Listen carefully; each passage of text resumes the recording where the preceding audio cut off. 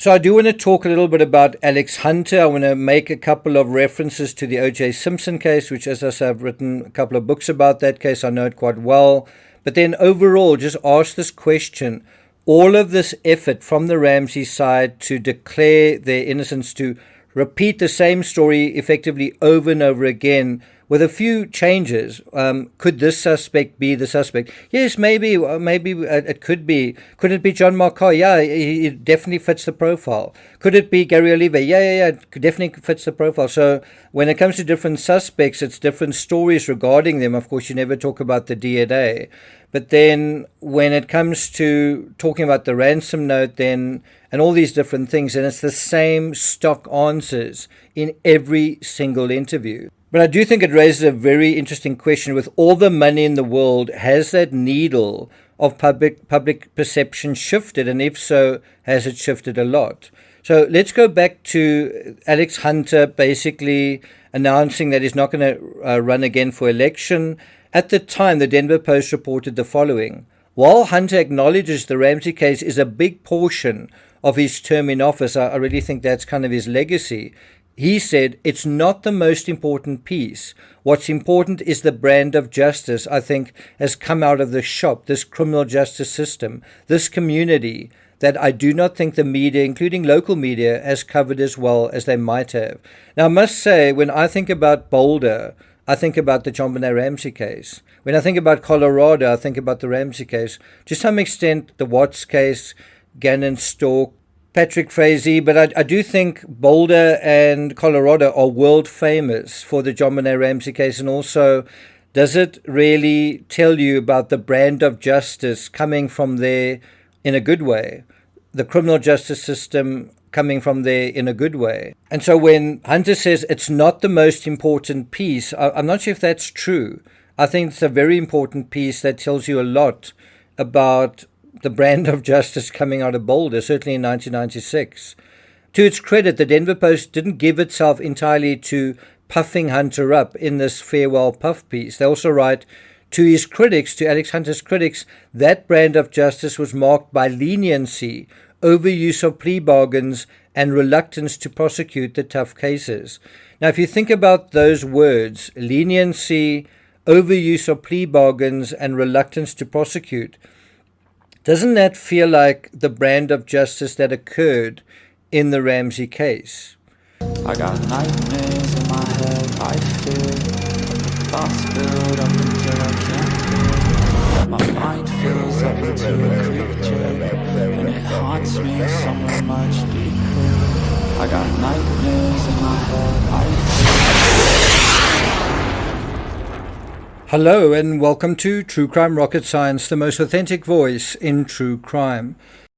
If there was ever a place to have a case not go to trial, we're saying this in hindsight, regardless of the Mount Everest of evidence, and I do think it's very interesting that Hunter tries to emphasize that there wasn't enough evidence or the evidence was insufficient. Right? Regardless of a Mount Everest of evidence, it was Boulder where a chummy legal culture could decide outcomes. In other words, a chummy legal culture decides outcomes. It's not justice that is being decided. It's not about justice. It's not about the public interest. It's not about the greater good. It's about the chummy legal culture getting the outcomes that they want, the outcomes that serve them. And I remember when I wanted to be a lawyer, I studied law and I read the book The Rainmaker, and that whole legal culture that is real. The reason why people think of lawyers as sharks was kind of ultimately why I didn't become a lawyer. I didn't want to be part of that sort of incestuous, corrupt, backslapping fraternity where everyone is there ostensibly to fight for justice. In the meantime, a lot of other things are happening, which seems to be the opposite. It's like insurance companies that don't pay out insurance. It's like the true crime community that just keep undermining and insulting and criticizing the police, the people that are supposed to basically investigate and prosecute these cases. A true crime community that are all about victims and blaming, but it often seems to be blaming the wrong people, rather than just trying to find out the truth in an altruistic way. Why is there so little of that in the world? And so it's not surprising that Hunter says unapologetically at the end of this interview in the Denver Post, it's been a good life. And I think for quite a few people in the story, they didn't want their good lives to end. And so he was also unapologetic on Netflix. Listen to this. It would have been easy to bring charges, but to have brought charges when you didn't feel you could make your case would have been a horrible thing to do. I feel at peace and to some extent proud of the fact that I weathered the storm and did the right thing based on the evidence. Now, a lot of the whole thing around Alex Hunter was PR. You know, he was also trying to put a good spin on what he was doing. And so did he prepare the statement? Is this something that he knew in advance and chose his words carefully? Because it's interesting where he says, I feel at peace and to some extent proud of the fact, and then he looks down and he says that I did the right thing. Do you mind if I do a little statement analysis on this? Let's start with, it would have been easy to bring charges. Well, the DA didn't really make it easy. You know, it took 18 months just to get to a position where he was prepared to call a grand jury. And he only did that after the lead detective resigned, after Steve Thomas wrote a letter. And the letter really blamed him, blamed Alex Hunter for kind of scuppering this case. And then the governor intervened and he essentially seemed to strong-arm Hunter by saying, if you don't, I will. At least that's how I understand it. It would have been easy to bring charges. And it does make you wonder, why not just bring the grand jury in right in the beginning? And then if you did mean to say, well, there isn't enough evidence or whatever, why did it need to take 3 years to get to that point? And I do think there was a legal strategy in terms of that long period of trying to exhaust the public's interest in this case, right? And so when I say, you know, the DA didn't really make it easy, besides the 18 months to get to the position just to call a grand jury, that's then followed by a 13-month investigation, which ends up making it 3 years. And what was unusual was that the DA also allowed apologists to testify. So it wasn't like they called a grand jury and it was just a formality. That part the DA didn't make very easy as well, I mean, to bring charges. You had Team Ramsey investigators, including John Douglas, Lou Smith, and it's not 100% sure if the Ramsey investigator Ellis Armistead testified, but there's some reason to believe he may have. He certainly arrived while the grand jury were in session. And all of this, it still didn't convince the jury. The jury still weren't convinced of the intruder theory. But to have brought charges when you didn't feel you could make your case. Feel? Is this about feeling? It seems there were a lot of people who thought they could make their case. And the crazy thing about the Ramsey case right now is how convinced the Ramseys, the apologists, and the media are of the intruder theory. Now, think about that just in a very direct way.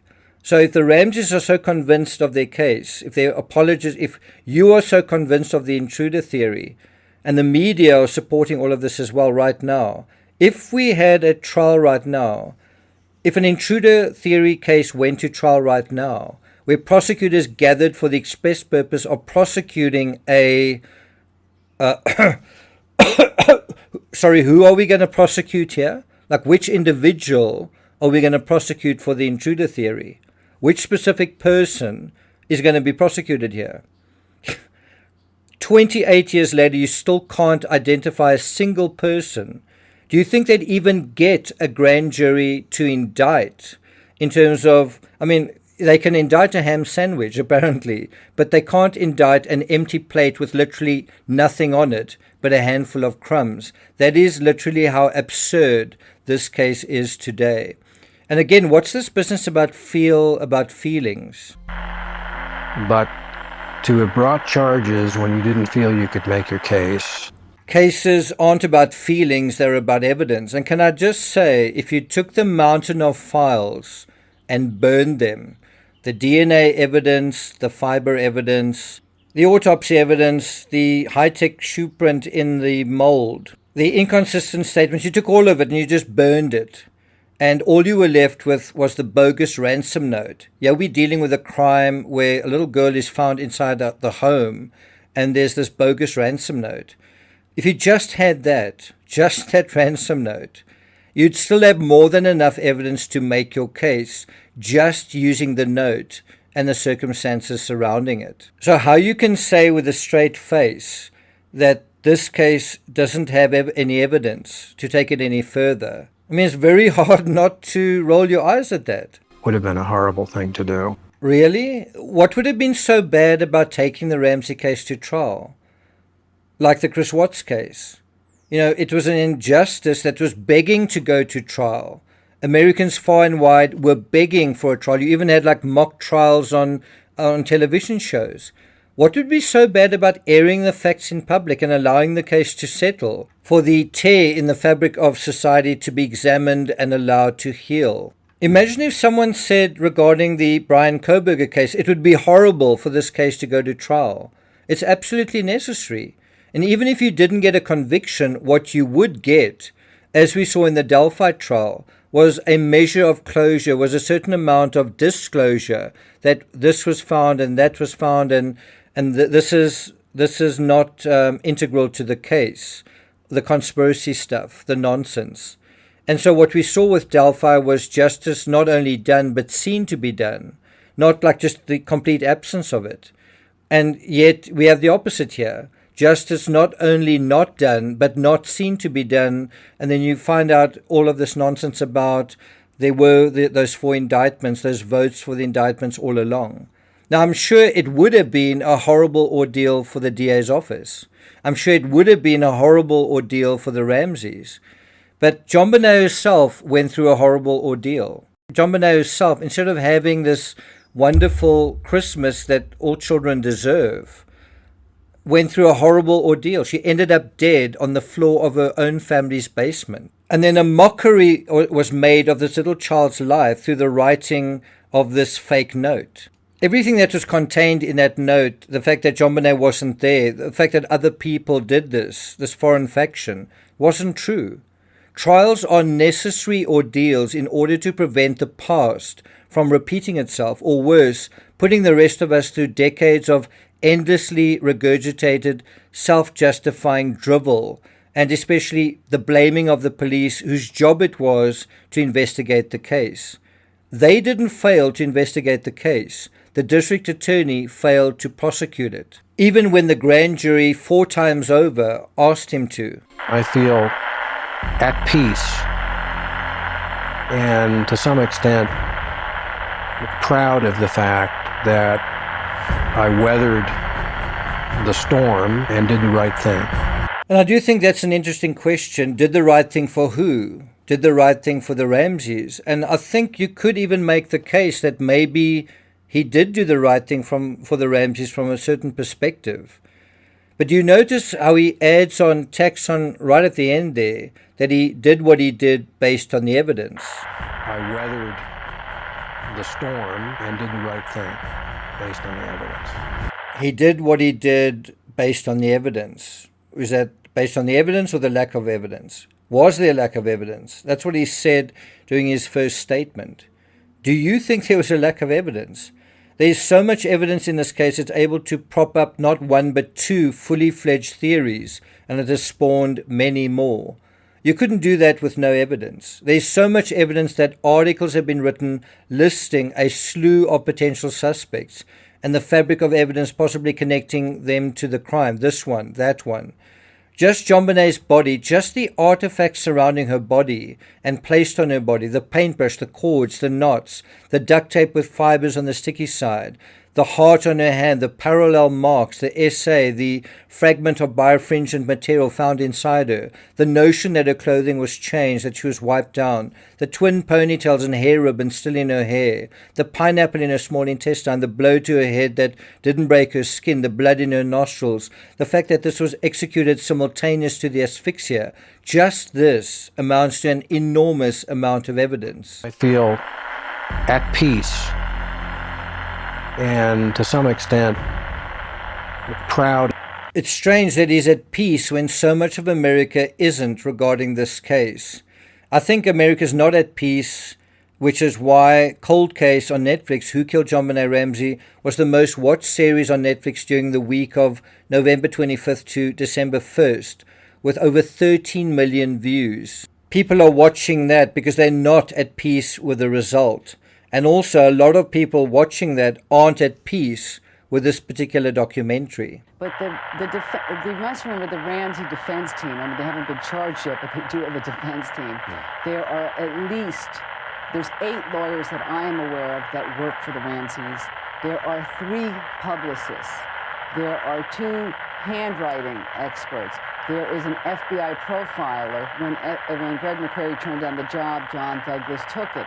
There is a huge $1 million team here at work that works around the clock to put out the message that the John and Patsy Ramsey are innocent and to present their point of view and to try to, do their spin on this. So they've had some success, I suppose, but I think...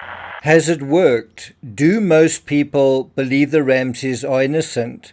And I did a poll on this channel. I don't know whether you agree with it or not, but have a look at this poll. Has it worked? Thank you for listening. Enjoy the rest of your weekend, and I'll see you guys next time.